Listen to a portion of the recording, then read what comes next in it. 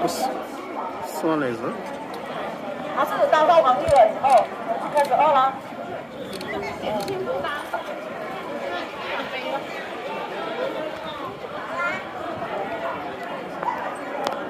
嘉庆皇帝跟你们说过了，我要跟你们一起讲这个嘉皇帝的故事了。嘉庆皇帝以前是可以说一个不算说秦王，他后秦时期嘛。